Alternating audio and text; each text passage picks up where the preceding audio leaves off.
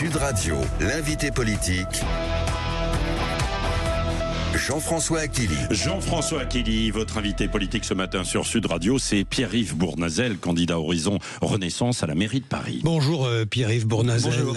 Édouard Philippe veut-il faire perdre Rachida Dati à Paris? Vous avez entendu la candidate des Républicains.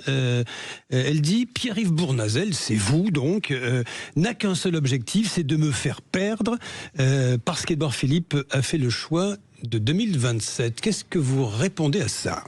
Je ne comprends pas trop le raisonnement, mais c'est le sien. Je ne suis pas là pour faire perdre, je suis là pour gagner. Je suis élu de Paris depuis 18 ans. J'ai une légitimité, le projet le plus solide, une équipe compétente, et je mène campagne. Et je mène campagne pour convaincre et pour gagner. Au fond, La démocratie, c'est pas une candidature unique. La démocratie, c'est la liberté de se présenter. J'ai une légitimité, je fais entendre mes arguments, et je propose à Madame Dati de plutôt venir débattre. Débattre. Elle ne veut pas. Elle ne veut pas débattre. Non. Elle ne veut pas discuter. Elle ne veut pas répondre aux questions. Dans une démocratie, si il n'y a pas de débat, et il n'y a pas de contradiction, il n'y a pas de confrontation des idées, des projets. Donc moi, je veux débattre sur le fond et je ne veux pas être dans les invectives. On va parler de vos propositions dans un instant, rassurez-vous. Mais est-ce que vous avez regardé, les 3 heures d'émission qui lui ont été consacrées hier soir sur une chaîne concurrente sur BFM TV? J'étais sur une autre chaîne. Oui. Mais que vous savez, elle a redit les choses hier soir. Elle a redit cette histoire de Édouard Philippe veut faire gagner la gauche à Paris. Enfin, ça devrait un peu. Vous êtes quand même soupçonné de vouloir la faire tomber. C'est simplement de la désinformation. Je suis candidat pour gagner. Je m'installe aujourd'hui comme une solution pour les Parisiens. Je note que le sondage de l'IFOP publié dans le Figaro du mois de novembre, qui me testait au second tour, me donnait largement vainqueur face à la gauche. Je vois que Madame Dati, au second tour, elle a du mal face à la gauche parce que j'ai une approche qui me permet de rassembler et de rassembler beaucoup plus largement les Parisiennes et les Parisiens. Et c'est ce qui compte, c'est mon tempérament et c'est mon caractère. Bon, vous avez l'air déterminé là. Il faut chercher la division. Je rappelle juste une chose, parce qu'il faut être franc un peu dans la vie. Soyons francs. Les querelles permanentes. Madame Dati, Monsieur Fillon, c'était 2012. C'était la querelle dans la circonscription de Paris. 2014, qui a fait perdre la candidate de la droite et du centre, Nathalie Kosciusko-Morizet? C'est Rachida Dati qui l'a fait perdre en donnant les informations au clan Hidalgo. Qui a accusé En Marche... Agente d'Anne Hidalgo. C'est vos consoeurs et confrères qui l'ont écrit. Dans des livres, dans des articles, elle a fait battre Nathalie Kosciusko-Morizet. Moi, je ne fais pas ça. Je ne suis pas dans l'invective et la polémique. Je suis dans le faire. J'ai un projet, j'ai une légitimité. Je suis honnête dans ma démarche. Je suis très heureux d'avoir le soutien de Gabriel Attal et d'Édouard Philippe. Mais plus largement, je veux rassembler les Parisiennes et les Parisiens qui attendent un changement clair sur le fond. Et je voudrais qu'on parle des propositions. On y arrive, rassurez-vous. Elles sont là, elles arrivent. Mais sur la mécanique des choses, vous avez vu notre sondage. Vous parlez de novembre et nous, il y a le sondage IFOP Fiducial, Sud Radio, LCI, Le Parisien.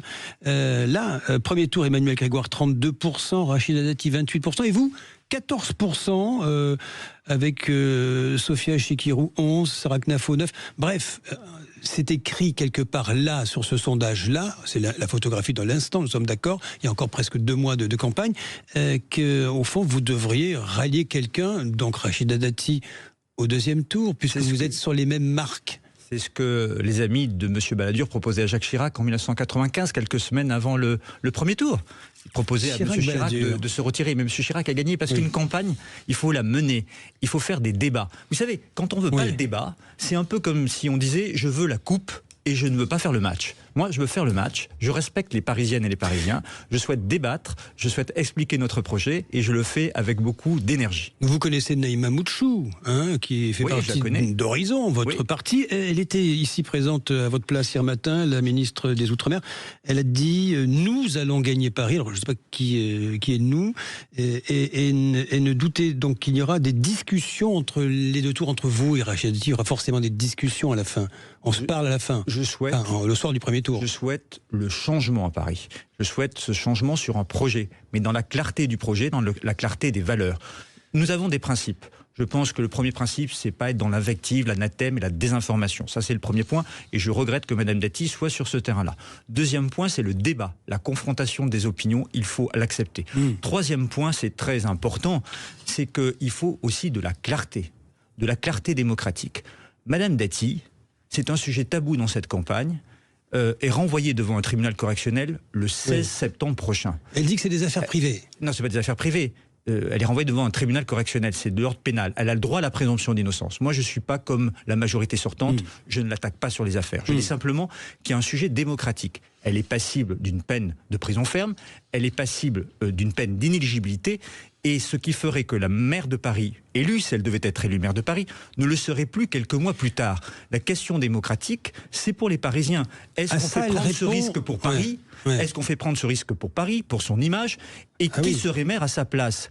Parce que être maire, ça ne se fait pas dans le dos des Parisiens. Moi, je veux défendre mon projet, je veux défendre ma vision de Paris, je veux défendre avec l'équipe qui me soutient la propreté dans les rues, la sécurité dans nos rues, des cours publics bien tenus. Dernier mot, on va parler de sécurité.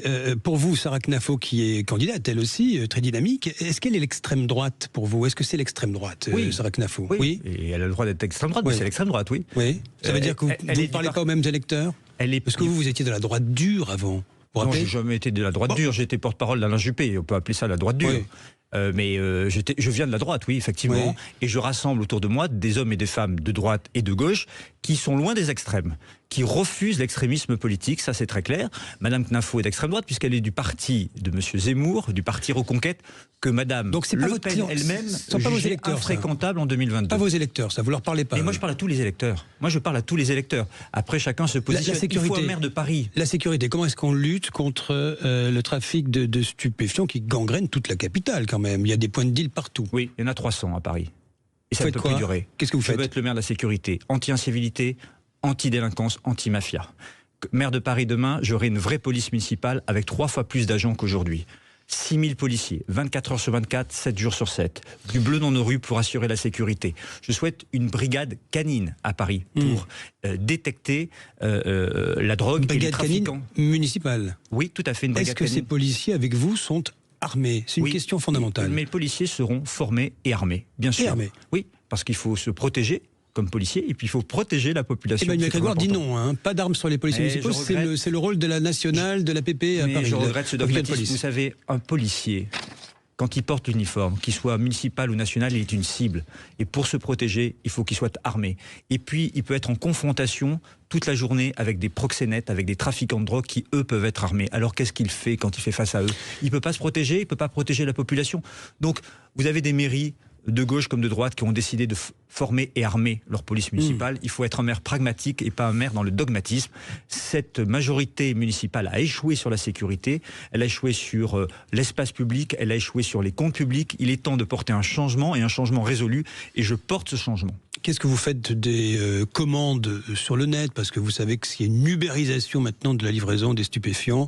Ça se passe sur Internet. Voilà. Bien sûr. Vous pouvez casser les points de deal, mais les gens ont passé des commandes. Oui, bien sûr. Mais ça, vous faites quoi, là ? C'est la remontée des filières et des réseaux. Il faut que la police nationale se dote des moyens nécessaires. Et moi, je veux, comme maire de Paris, contribuer à aider avec la police municipale à casser ces réseaux. J'ajoute que, à Paris, et je l'ai dénoncé depuis des années, il y a un fléau. C'est l'argent sale qui est recyclé dans le rachat de beaux commerciaux. Il faut les fermetures immédiates et administratives de tous ces commerces. Vous pensez illégaux. que la municipalité précédente, à celle de Madame Hidalgo, a échoué ? Incontestablement. Oui. Ils prolifèrent partout, ces commerces. C'est une honte pour Paris. Et donc, il faut y mettre fin. Je souhaite donc que nous puissions fermer ces commerces. Je souhaite qu'il y ait des poursuites qui soient engagés par le parquet. Et je n'hésiterai pas comme maire à racheter certains de ces beaux commerciaux pour refaire du commerce de qualité, notamment de bouche ou à vocation culturelle, pour que dans tous les quartiers de Paris, les Parisiens refaire puissent... du petit commerce. Oui, du commerce. À la place des on va dire, des points de deal déguisés. Quoi. À la place de commerces qui ont été rachetés par des mafias et qui font, par exemple, des salons de massage. Pierre-Yves Bournazel, qu'est-ce que vous faites des sans-abri qui sont légion dans Paris ? Emmanuel Grégoire veut ouvrir, au fond, des points, des centres d'accueil dans toute la capitale. Et vous ?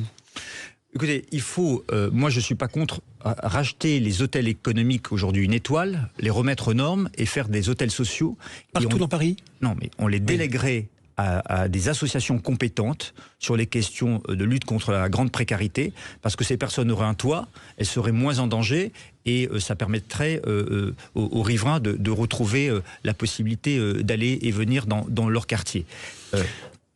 c'est ce que j'ai vu à Copenhague. C'est très intéressant. C'est que dans ces lieux, les associations peuvent s'occuper des personnes sur le plan social, sur le plan psychologique, sur le plan médical. Elles peuvent les réinsérer par la formation et l'emploi, même en commençant à travailler quelques heures par semaine avec le dispositif Premières Heures. 4 heures, 6 heures de travail par semaine pour réinsérer sur le plan social ces personnes. En tout cas, ne pas s'en occuper, ça ne serait pas porter la vocation humaniste de Paris, mais ça serait laisser empirer les problèmes dans l'espace public. Et les Parisiennes et les Parisiens veulent qu'on règle leurs problèmes. Je serai le maire des solutions qui va régler les problèmes. Sur le périscolaire, c'est un sujet qui est au cœur de la campagne. Préoccupation pour ces familles parisiennes après la révélation de ces scandales d'attouchement dans le cadre donc, des activités périscolaires. Qu'est-ce que vous proposez aujourd'hui ? Parce que au fond, les parents sont inquiets de cette histoire. Ils sont plus qu'inquiets et ils ont raison. C'est une honte ce qui s'est passé. Et il y a eu pire que cela. Et je crois qu'aujourd'hui, il faut agir et agir vite et fort pour protéger nos enfants, pour redonner confiance aux parents. Concrètement, il n'est pas acceptable de laisser n'importe qui devant nos enfants. Donc, je souhaite qu'on puisse les protéger. Et comment on les protège ? Eh bien, on regarde les animateurs. Et quand on les recrute, on fait attention à qui on recrute. Donc, on vérifie tous les antécédents, le casier judiciaire, mais aussi tout le parcours de l'animateur. Par ailleurs, il faut de véritables formations. Il faut avoir accès au dossier. Oui, bien sûr. Et il faut au moins 2 ans de formation au niveau BAFA. Ensuite, il faut moins de vacataires. Il faut plus de vrais professionnels expérimentés et donc à temps plein et dans la durée. Ça veut dire quoi ? Ça veut dire que ces gens ont déjà une expérience, ils ont déjà été évalués et ça crée de la confiance. Par ailleurs, je ferai une inspection. Il y aura des inspections surprises, inopinées, dans chaque site, dans chaque école, pour protéger nos enfants et rassurer les parents. Je n'hésiterai pas à faire une prime de 500 € pour ces personnels qui ont besoin d'être mieux rémunérés, pour avoir des personnes de plus grande qualité. Je n'hésiterai pas à leur donner, comme je le souhaite pour d'autres professions, la priorité d'accès au logement de la ville de Paris, car je souhaite mettre dans le logement de la ville de Paris des personnes qui travaillent à Paris, qui vivent modestement le revenu du travail et qui galèrent parce qu'ils vivent à 1h30 de Paris, qui font 3 heures de transport par jour. Donc mettre de l'ordre dans tout ça, il y a eu du laxisme là-dessus de la part de l'équipe sortante. Il y a eu des manquements et des carences très graves. Très graves. Par quoi ? Par idéologie ? Comment est-ce que vous voyez ça ? C'est les enquêtes qui le démontreront. En tout cas, maire de Paris, demain j'agis et je ne laisse plus faire. Pierre-Yves Bournazel, pour conclure, vous n'êtes pas seulement monsieur 14%, pardon, de vous piquer au vif. Vous pensez que vous êtes au-delà ? Vous êtes au-delà ? Vous pensez que tout va changer d'ici 2 mois ? Mais bien sûr, cette élection n'est pas jouée. Je parlais de Jacques Chirac tout à l'heure, qui avait joué les pronostics, il y en a d'autres. Oui. Je suis comme lui, corrézien. Nous sommes tenaces et coriaces. Cette élection, nous pouvons la gagner. Je mène campagne, je la mène pour la gagner. Je souhaite le changement à Paris, je porte ce changement, c'est celui qui est le plus positif. Et en 6 ans, je serai un maire à temps plein avec une équipe solide. Je défendrai l'efficacité, la probité à tous les étages de la ville de Paris. Un maire, très clairement, anti-délinquance, anti-saleté, anti-corruption. C'est ce que vous dites en conclusion à Madame Dati, qui vous accuse de vouloir la faire perdre. Non, je ne souhaite pas la faire perdre, je souhaite simplement gagner et l'emporter. C'est quand même mon droit, nous sommes en démocratie. La Grèce antique a inventé la démocratie. Je ne vois pas pourquoi les Parisiens n'y auraient pas droit. Merci à vous, Pierre-Yves Bournazel. Merci Pierre-Yves Bournazel. Tiens, à Marseille, il y a une opération qui a été menée hier. Retrait des cadenas et on casse les boîtes, vous avez de clés pour les Airbnb. Paris est devenu en fait aussi une ville où il y a des Airbnb qui ont proliféré. Vous aussi, vous casserez les cadenas et les boîtes à clés ? Alors je ne ferai pas ça parce que je serai maire et que je respecte la loi.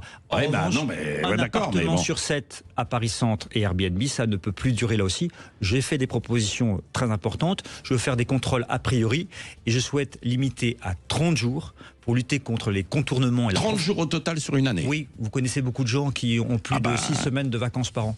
Oui, non mais c'est vrai. Et ça concerne Paris comme ça concerne en fait beaucoup de villes touristiques en fait aujourd'hui, dans le cœur des villes. C'est un vrai sujet. Parce que je veux remettre des logements au service des Parisiens pour les classes moyennes et les familles qui galèrent aujourd'hui et qui font le bonheur de Puteaux, de Montreuil ou de Vanves. Oui, c'est ça. Ou même de beaucoup plus loin, de 1h30. En fait, il y a beaucoup d'auditeurs qui nous appellent souvent. Ils ont 1h30 de transport, pas par jour. jours. 1h30 pour venir, 1h30 pour repartir. Ça nous fait 3 heures dans la journée. Quoi. Donc ensuite, il faut s'accrocher, on va leur évidemment. donner la priorité d'accès au logement de la ville. On verra ça parce que pour l'instant, on a l'impression qu'on s'éloigne en fait de tout cela. Merci Pierre-Yves Bournazel. Dans un instant, vous pouvez réagir sur l'actualité. Les agriculteurs, est-ce qu'ils ont raison de reprendre la route, de remonter sur le tracteur, comme on le voit ce matin du côté de Toulouse? Les réseaux sociaux, l'interdiction, est-ce que c'est une bonne idée pour protéger notre jeunesse? J'aimerais vous entendre. Et puis, est-ce qu'il faut aussi faire rentrer Samuel Paty au Panthéon? Non, a dit Elisabeth Lévy. Qu'est-ce que vous en pensez? 0826 300 300.